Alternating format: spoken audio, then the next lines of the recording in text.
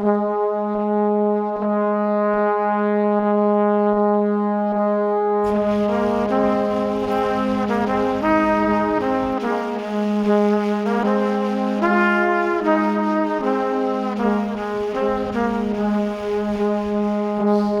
been watching Japan YouTubers for years, and I don't understand why they never talk about cones here. And that's weird for two reasons. One, because they're everywhere. Absolutely everywhere. And two, because they use them really weirdly, needlessly, creatively, cruelly. Part of me suspects this is all an elaborate installation by an insane artist, bitten by a radioactive traffic cone. Once you start looking for traffic cones in Kyoto, they're everywhere. In fact, they seem particularly suited to the Japanese, little triangular extensions of the bureaucracy that are deployed and then forgotten about, indefinitely remaining on duty after there is no longer any need. Those flag-waving, helmet-wearing guys who stand around construction sites can't be everywhere at once, so a cone is the next best thing. I mean, why exactly should there be so many cones around? Is the government in the pocket of Big Cone? Are we living in the middle of a conspiracy? Is it just someone on the city council with a humongous appreciation for VLC media player? Video-loving cone media player? In a way, I feel as though I'm going mad. It's like nobody else even seems to notice just how many there are. I could only find one blog that even references it. Perhaps, in this cancel culture that so many believe we live in, the mere mention of cone-phobic language is all but forbidden. I can't speak for every city in Japan, but here in Kyoto you can't seem to find a street without one. It's especially jarring when you enter a nice quiet temple of autumn leaves, only to turn a corner and see, like a murderer behind the shower curtain, the lurking triangular silhouette of traffic control. I suppose it's the ultimate indicator that something, somewhere is being done, looked at, worked on. And the cone is the symbol of assurance of that fact. Don't worry, it seems to say with a handsome smile. Everything's under control. Part of me even began to believe that. Usually there are no instructions on cones, it's simply left to the viewer to correctly interpret the meaning behind their placement. But sometimes the general public can't be trusted, leading to all manner of customized cones with extra info scribbled on. It's fascinating to see all their variations, all the characters that comprise the Marvel expanded universe of traffic cones. The heroes, the villains, the armies, the victims.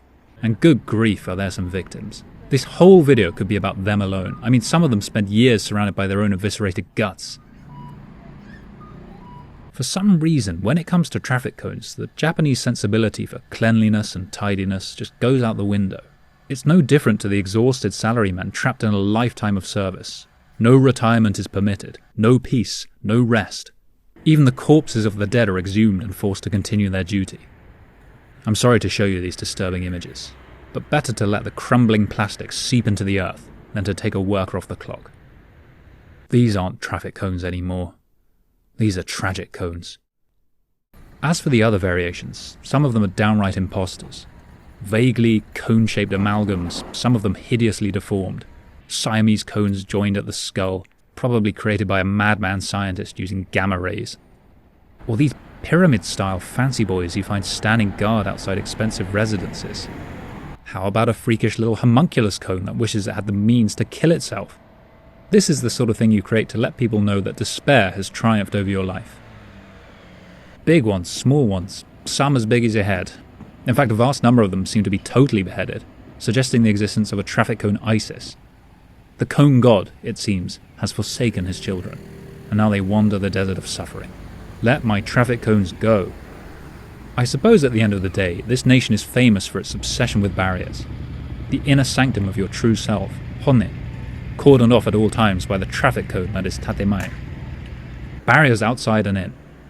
Even twins born at the same time need to find out who is older, so they know where to put the barriers of social hierarchy, which way the barriers face.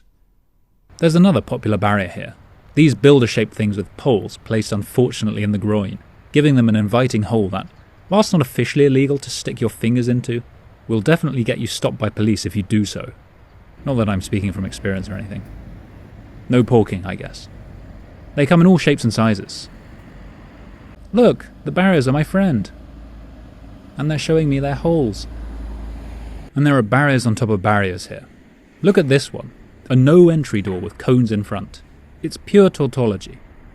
I get frustrated by these because it's so insulting to the average pedestrian.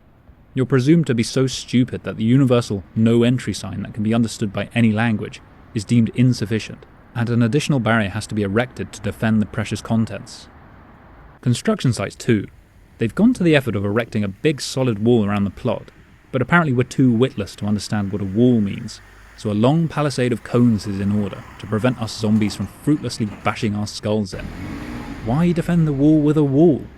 Are you expecting a siege? Just build a moat while you're at it so you can watch us stupid peasants drown as your cone-shaped crown reaches for the heavens. Here's another galling example of excessive coneage. Desperately designating the opening to this turn with no less than 5 cones, out of the sheer terror that somebody might miss it entirely and not walk through it. Who cares if this is a 2,000-year-old shrine with UNESCO status? We need cones, goddammit. It's as though some guy came to a work meeting late one day and desperately needed an idea at the last minute to make up for it. But we need to put cones everywhere. Of course! Why didn't we think of that? And our cone-savvy lawyers will deal with those pesky UNESCO hippies in no time. And what about this? The high-vis pole entombed by the high-vis cone. It's high-vis all the way down. What is going on there? That's a bit of a theme among the cones here, actually. Not only excessive usage, but excessive stacking. These megacones, who I like to imagine are the field commanders of their local battalions, are certainly impressive specimens. The alphas. And then you get the opposite, these kind of loser virgin cones, like the one that returned to Stone Age technology.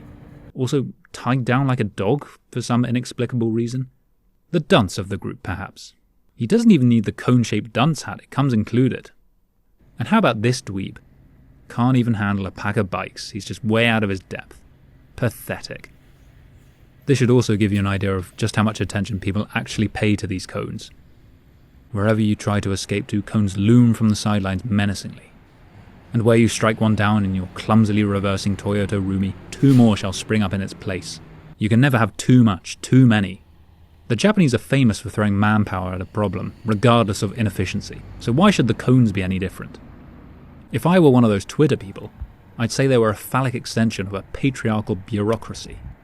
But I'm not, so I'll just say that they look like dicks, and who cares what that says about me. Of course, my country has its own form of traffic cone culture. For example, a statue of the Duke of Wellington in Glasgow has been adorned with a traffic cone since the 1980s, and whenever the council removes it, another appears overnight.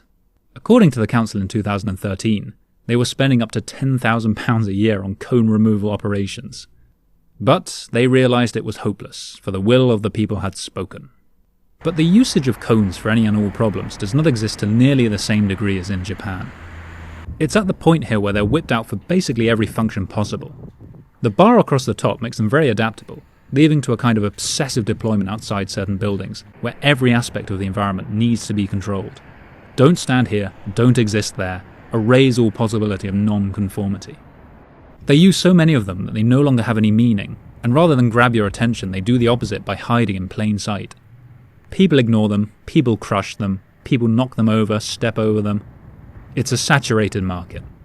I often like to guess the meaning for any given traffic cone without a clear purpose. Here, why don't you have a go? What are these ones supposed to do? Come on, the clock's ticking.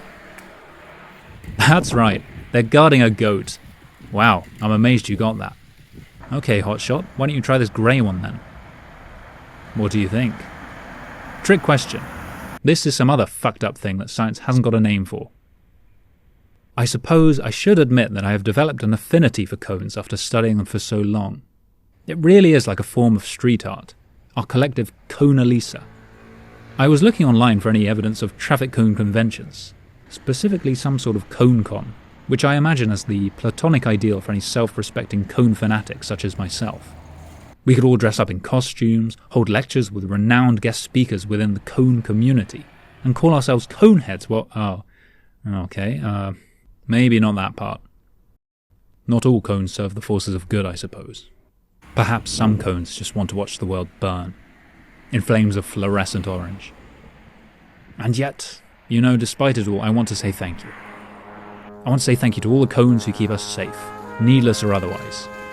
The cones who gave their lives, the stone cones, the cones so fancy and brand new, and the cones thrown away in the lonely corners of the city. The cones who are high-vis, yet invisible to 99% of the people in this city. But not to me. With these proud sentinels, the time has come to part. But there'll always be a cone-shaped chamber in my heart.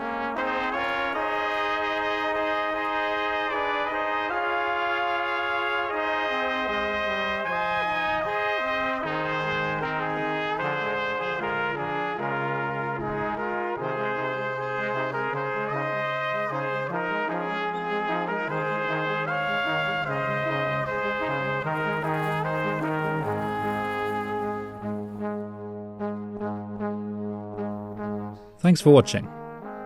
If you made it this far into the video entirely about traffic cones, then you were probably put into the special classes at school. And that's why you'll have no problem subscribing, because these videos are roughly the same level of intellectual stimulation. Please enjoy this lovely deer as a bonus for making it until the end of the video. Thank you, good night.